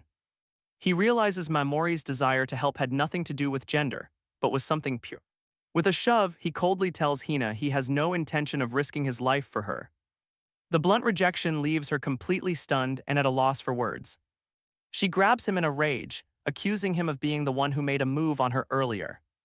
But he just pushes her away, calling her intentions the most disgusting thing he's ever felt. Hina demands to know where he's going as he turns his back on her. She gives chase, screaming for the cowardly boy to wait for her. Elsewhere, Kinoshida takes a moment to relax by himself in the woods. But he's suddenly jolted awake by a strange and unseen presence. He stands, completely baffled by the thick mist that has suddenly appeared. A sense of unease washes over him as he scans the strange fog. He calls out, asking if Momo has managed to find Ada yet. But his question is answered by a hand that suddenly grabs him by the collar and lifts him off his feet with a horrifying show of strength. He's then slammed face first into the ground, his world going dark. He struggles on the ground, shocked by the impossible strength of his attacker. All he can see is the familiar school uniform of his assailant. A hand reaches down, grabbing a heavy rock from the forest floor, and brings it crashing down on his head with brutal force. Dazed and confused, he can't understand why Momo would do this to him. His attacker asks if that hurt, a strange detachment in their voice. They then justify the violence, saying Momo was the one who was wronged. The bizarre logic leaves Kinoshida completely stunned. He looks up to see a distorted, menacing version of his classmate. And a jolt of pure terror hits him as he realizes this isn't Momo at all. The creature lunges with a makeshift spear, forcing Kinoshida to scramble away. He screams for his attacker to stop, the sharp point inches from his face. The relentless pursuit continues across the rocky, desolate terrain. Kinoshida flees in a panic, unable to comprehend what's happening. He glances back, cursing as the monstrous figure closes in on him. Finally, he turns and grabs the weapon, demanding that this madness end. But the thing that was once Ada only taunts him, using Momo's name. With a chilling grin, it tells him that now is the perfect time to apologize. But Kinoshida's attention is drawn to a massive, scaly form rising behind his friend. A colossal snake erupts from Ada's back, lunging forward as Kinoshida can only scream. Kinoshida screams, trying to push back against the impossible creature. But his former friend only grins, a predatory look in its eyes. The makeshift spear suddenly pierces through his chest. He looks up in disbelief, questioning if this is all just a lie. But the creature simply holds him in place, its grip unyielding. He desperately asks who this thing in front of him really is. The creature's cold, inhuman eyes offer no answer. And a horrifying realization dawns on him: this isn't Momo. His attacker takes another step forward, its intentions clear. All Kinoshida can do is whisper the word monster as his life fades. The creature that was once Ada stands alone on the cliff's edge as the water below churns violently. Back at the beach, Mamorei offers Rocka a piece of food she's cooked over the fire. Rocka stares in surprise at the massive crayfish Mamorei managed to catch. She takes a hesitant bite, her eyes widening at the unexpected taste. Mamorei smiles, explaining that these particular ones aren't muddy, as Rocka admits it's surprisingly delicious. She even offers to catch more if Rocka is still hungry, ever eager to be of service. But Rocka's expression turns serious as she calls out Mamorei's name. She finally apologizes for calling Mamorei weird, especially after everything she's done to save her. Mamorei is completely flustered, waving her hands and insisting that it's nothing to apologize for. But Rocka looks up with a genuine smile, offering a heartfelt thank you to her new friend. Rocka then asks a simple, heartfelt question: if Mamorei would be willing to be her friend. The unexpected offer leaves Mamorei completely stunned. She can hardly believe it, asking if Rocka is truly serious and gets an immediate happy confirmation. Overcome with emotion, Rocka throws her arms around Mamorei, overjoyed by the new friendship. The embrace is tight, a genuine moment of connection between the two survivors. But as she pulls back, a new thought seems to cross Rocka's mind. She suddenly comments on Mamorei's figure, much to the other girls' surprise. Rocka admits she's a little envious, leaving Mamorei completely flustered by the sudden change in topic. She then asks a rather personal question, wondering if Mamorei has ever been touched there before. The bizarre inquiry leaves Mamorei completely speechless and confused. Without waiting for an answer, Rocka suddenly reaches out and touches her new friend. The unexpected contact leaves Mamorei completely flustered and at a loss for words. Rocka asks if she's all right, noticing Mamorei seems to be swaying on her feet. Mamorei apologizes, admitting she's a little dizzy and telling Rocka not to overdo it. But Rocka smiles, insisting it's her turn to repay the favor and find a way to be useful. Mamorei looks back, wondering if there's really anything Rocka can do for her. She seems to accept the offer with a quiet, thoughtful expression. She then tells Rocka that she needs to get off this island and find her own happiness. The strange and sudden declaration leaves Rocka completely confused. But Mamorei just smiles, explaining that seeing Rocka happy is what will make her happy too. Rocka questions the idea of repayment, insisting that Mamorei doesn't need to think that way. But Mamorei simply smiles, explaining that helping others is what gives her own life meaning. The heartfelt confession leaves Rocka completely speechless by the smoking campfire. She can't help but wonder what made Mamorei this way, realizing she's truly unlike anyone else. Changing the subject, Mamorei announces she's going to find more food before nightfall. But Rocka quickly insists on going with her, refusing to be left behind. And so the two of them set off along the desolate, rocky shore. Mamorei's survival knowledge kicks in again as she points out edible barnacles on the rocks. But her search is cut short as her eyes suddenly widen in shock. Washed up on the shore is the lifeless body of Kinoshida, a grim discovery that makes Rocka scream. Mamorei rushes into the water, with Rocka following close behind. Rocka can't understand how he could have possibly ended up here. But Mamorei is already at his side, checking to see if he's breathing. A wave of relief washes over her as she realizes he's still alive. She helps the dazed boy to his feet, insisting they need to get him warm. Kinoshida is barely conscious, his body limp in her arms. They lay him down on the sand as Rocka asks if he's all right. He can only let out a pained groan in response. But Mamorei's expression shifts, a flicker of concern in her eyes. He weakly asks if she recognizes him, and she quietly confirms that she does. He tries to remember what happened, his mind still a complete blur. A sharp pain suddenly jolts through him, startling Mamorei. He clutches at his chest, right where the spear had pierced him. Mamorei's eyes widen in horror as she realizes he's bleeding. She immediately asks him to let her take a look at the wound. He can only look away, a flicker of shame on his face. She notes that the wound isn't deep, but it needs to be cleansed immediately. Without a second thought, she announces she'll go get fresh water from the mountains. But Rocka quickly stops her, calling out her name in concern. With a determined smile, Rocka insists that she'll be the one to go this time. Mamorei protests, saying it's too dangerous, but Rocka points out the risk would be the same for her. She tries to reassure her friend, saying the island isn't that big and she'll manage somehow. But Mamorei's expression is still filled with doubt and worry. With a final wave, Rocka promises she'll be fine and heads off on her mission. Kinoshida weakly asks Mamorei to stay with him, and she quietly agrees. She looks down at the injured boy, still concerned about Rocka going off alone. Kineshida's face is slick with sweat, his eyes squeezed shut in pain. Meanwhile, Rocka makes her way through a shallow river, her face set with determination. She stops for a moment, trying to remember which way she's supposed to go. She decides on a path, knowing she has to avoid the direction where the Joragumo lurks. She tries to pick a path, hoping it's the right one. But a wave of confusion suddenly washes over her face. She realizes with a sinking feeling that she's been here before. The horrifying truth sinks and she's completely lost. But then she spots a lone figure walking in the distance. She wonders if it's another person or something far worse. But she quickly recognizes Ku, realizing he might be able to help. Though she remembers his strange behavior, she knows she has no other choice. Pushing her hesitation aside, she calls out to get his attention. She asks if he's the same person who was with Mamorei earlier. Ku remains silent, his expression completely unreadable. She desperately asks if he can show her where to find fresh water. Without a word, he simply turns and gestures for her to follow. Rocka is stunned, asking if he really means for her to come with him. She quickly calls out for him to wait as she hurries to catch up. But in her haste, her foot slips on the treacherous path.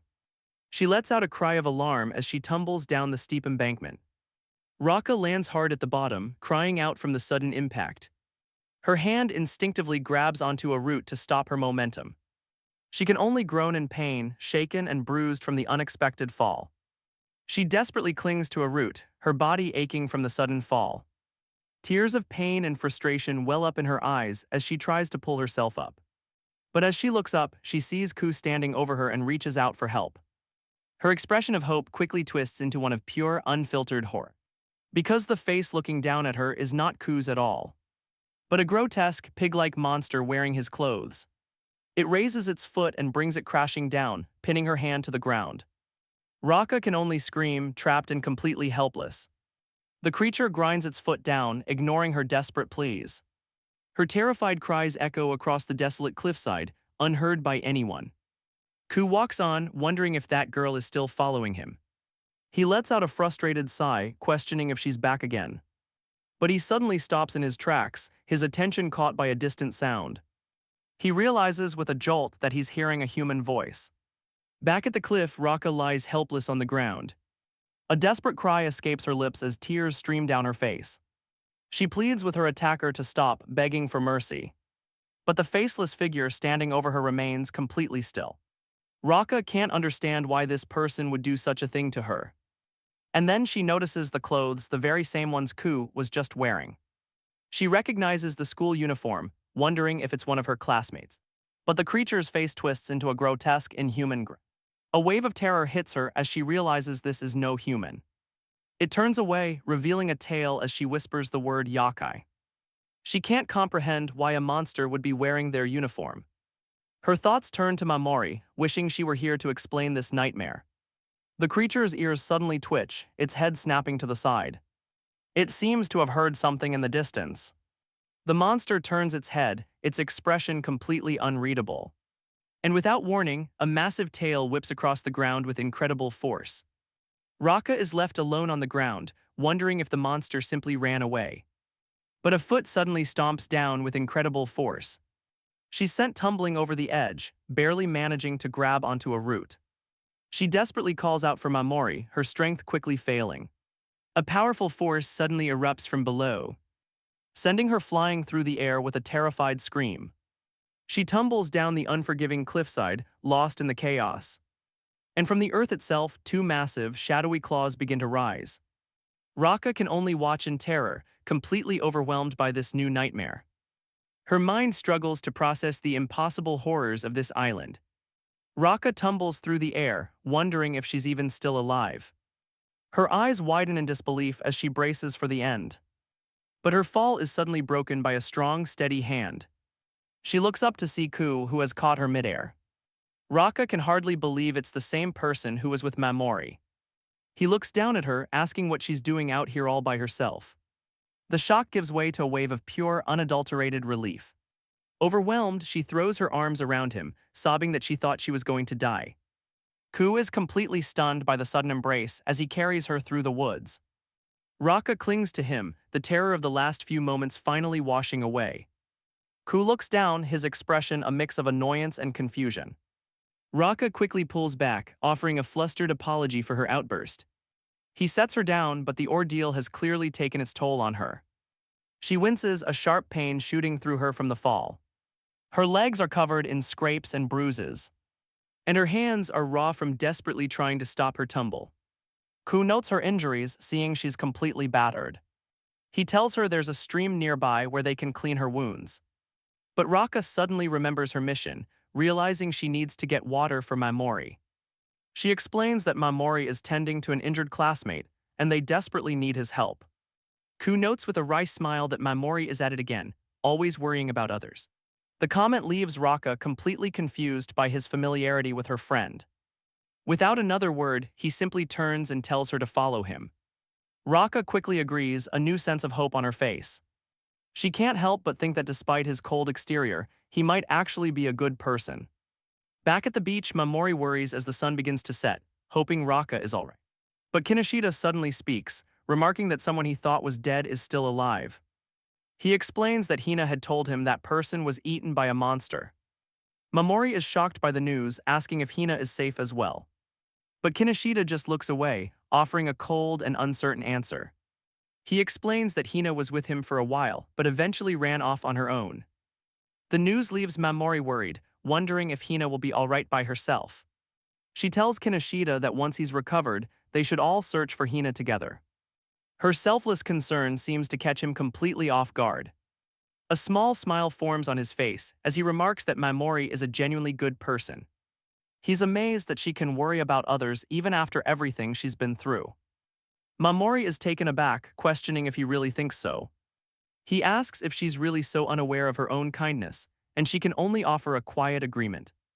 With a sad smile, she explains that she's used to being disliked, even by her own parents. The confession leaves Kinoshida staring back, his expression unreadable. Kinoshida suddenly confesses that he likes kind girls just like her. He admits he's thought she was a good person for a while, leaving Mamorei completely stunned. She can only stammer, completely caught off guard by the sudden confession. He then reaches out and takes her hand, and leans in, making a sudden and unexpected move. Mamorei recoils in shock, completely bewildered by his actions. She calls out his name, trying to understand what's happening. But he ignores her confusion, pushing her down onto the sand. He leans over her, his intentions becoming terrifyingly clear. With a cold look, he asks if she'll accept his feelings now. Mamorei can only tremble, completely trapped beneath him. He cruelly reminds her of the promise she made back on the ship. The memory of his crude proposition comes flooding back in a wave of horror. She pleads with him to stop, reminding him that his wound could reopen. But he just scoffs, saying it doesn't matter if he gets hurt on this monster-infested island. She tries to reason with him, insisting that they have to find a way to survive. He looks down at her, questioning if she really believes they can. His cold, cynical gaze leaves her completely speechless. He tells her that rescue is never coming, so they might as well do what they want before they die. The horrifying implication of his words leaves her paralyzed with fear. He leans in close, twisting her own words against her by asking if she still wants to be useful. He tells her that if that's really the case, then she should use that kindness of hers to help a poor, pitiful guy like him. But his assault is cut short as a sharp pain suddenly shoots through his wound. From a distance, a strange, cloaked figure watches the scene unfold, whispering Mamorei's name. Mamorei can only lie there, completely bewildered by the sudden turn of events. The mysterious figure takes a step forward, revealing a monstrous, clawed foot. The crow-like yokai stands over a strange, star-shaped pattern drawn in the sand. The rocks are bound with paper talismans, though some have already been torn away. The winged figure holds up a broken string of beads, annoyed that its seal has been broken. The creature reveals itself to be a young person, a Tango-like yokai. They mutter in frustration, calling the one who broke the seal a fool. With a sigh, the yokai decides it can't be helped and spreads its wings. It then commands a wolf-like familiar to go, sending it on a mission. Meanwhile, Rocka stops on the path, looking down at the ground. She suddenly realizes that in her fall, she must have dropped her water bottle. But Ku simply offers her another one, telling her to use it instead. She takes the small, square bottle from his hand. A grateful smile spreads across her face, touched by his small act of kindness. But Ku simply turns to leave, telling her he's done his part. Rocka is stunned, asking if he's really just going to abandon her here. But she tells herself it can't be helped, feeling it would be wrong to rely on him anyway. She watches him disappear into the woods, a shiver running down her spine. With a new resolve, she reminds herself she has to hurry back to the others. She finally reaches the stream, ready to complete her mission. Kneeling by the water, she begins to fill the bottle he gave her. But a shadowy hand suddenly reaches out from behind and grabs her skirt, making her look back in a panic. The hand then pulls at her clothing in a strange and unexpected assault. Rocka wonders if the boy who just left has suddenly returned. She turns to ask what's happening, only to find herself face to face with a grotesque, turtle-like monster. Her eyes widen as she realizes she's completely surrounded by them. A wave of pure terror washes over her as the creatures close in. One of the monsters lunges forward, grabbing at her shirt. They swarm over her, ignoring her terrified screams as they pull at her clothes. The creatures are relentless, one even biting down hard on her leg. She's left on the ground as the monsters seem to pause their attack. Rocka clutches her torn shirt, completely shaken by the sudden and brutal assault. She scrambles to her feet and runs, begging the creatures to stay away. A wave of pure terror washes over her as she flees through the woods. But her desperate flight leads her right back to Ku, who is still walking away. He turns with a look of pure annoyance, hearing her panicked cries. Rocka grabs onto him, pleading for him to save her. She frantically explains that a group of monsters is chasing her down. And just as she says it, the creatures emerge from the woods, surrounding them both. Ku looks down, calmly identifying the yokai as Kappa. Rocka hides behind him, terrified as the monsters begin to close. But Ku just lets out a sigh, completely exasperated by the situation. He shoves Rocka behind him as his yubum erupts from his back, slamming into the Kappa. Rocka can only stare in utter disbelief, completely baffled by the impossible sight. The spectral hand sends one of the monsters flying as she realizes the power came from his back. It all clicks into place. This is how he managed to save her from that fall. The massive bandaged limbs tear through the monsters as she questions if Ku is even human. One of the Kappa is effortlessly tossed aside by the spectral claws. But Ku himself seems surprised by the sudden display of power. A sudden downpour of water drenches one of the creatures, stopping it in its tracks. Ku clutches his head, a sharp pain suddenly shooting through him. The Kappa flee as the spectral hand vanishes, leaving Rocka to wonder where it went. Ku clutches his head, wondering what's happening to him as Rocka looks on in confusion. He realizes that ever since that encounter with Mamorei, he's been losing control of his power. But Rocka grabs onto him, desperately pleading for him to come back with her to Mamorei. She admits that while she was scared of him at first, everything Mamorei said about him being a good person was true. She promises to do anything if he'll just agree to help them all escape the island together. But Ku seems to be focused on something else entirely, looking away with a pained expression. Rocka can only look up, completely baffled by his sudden change in demeanor. Without a word, he suddenly begins to unzip his jacket. He pulls it off, his intentions still a complete mystery. He holds out his jacket, offering it to the stunned girl. Her mind races with panic, wondering if he's just another creep like Kinoshida. She tries to refuse, saying it's too soon and she doesn't even know him. But he just looks away, annoyed, and tells her to put it on. The simple gesture leaves her completely bewildered. He tries to look away, clearly flustered by her state of undress. A wave of mortification hits her as she realizes what he meant. She sinks to the ground, completely overwhelmed by the embarrassment of it all. A quiet moment passes on the desolate, unforgiving shore. Meanwhile, back at the other camp, Momo tries to pull away from Kineshida's grasp. He scoffs, telling her it's far too late to back out now. Momo can only stare back, completely frozen by his cruelty. But their struggle is interrupted by a figure sprinting through the woods. A blur of motion cuts through the desolate landscape. As the creature that was once Ada slams into Kinoshida from behind. Kinoshida is stunned, completely baffled by the sudden attack. The monstrous Ada grabs him in a chokehold as Momo cries out his name. He struggles to speak, trying to understand who this thing is. His former friend looks down with cold eyes, surprised that he's still alive. It then drags him away, complaining about his constant pursuit of women. Momo pleads with the creature to stop, but her words fall on deaf ears. It violently shoves her away, sending her stumbling across the sand. She can only watch in horror, completely helpless. She notes its beast-like face, its ears and tail marking it as something inhuman. But its body is still human, a horrifying mix that she can't comprehend. The monster then turns its attention back to Kinoshida, slamming him into the ground. He cries out in pain, completely at the mercy of his former friend. The creature lines in close, telling him there's no escape. It then cruelly claims to have already dealt with Momo and that he is next. The horrifying words leave Kinoshida completely paralyzed with terror. Kinoshida's blood runs cold as he realizes Ada must have seen everything. Momo can only whisper Ada's name, seeing the monstrous form standing behind him. The horrifying sight leaves her completely paralyzed with shock.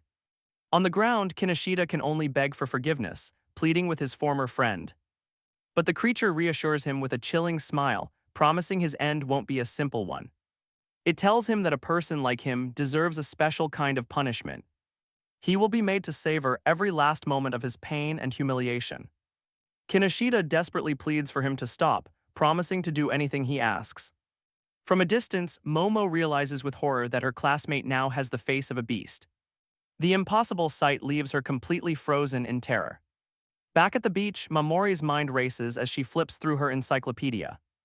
A horrifying realization dawns on her. Ada has been possessed by a kitsunetsuki. Without a word, she suddenly bolts, leaving Kinoshida to call out her name in confusion. He curses her for running away, as the monstrous Ada questions her escape. A low growl escapes its lips, its focus now entirely on the boy on the ground. It cruelly tells him that for scum like him, there will be no rescue. The creature then continues its brutal assault on its former friend. Kinoshida can only curse, completely powerless against this new nightmare. The monster scoffs at his hypocrisy, mocking the very idea of a do-gooder.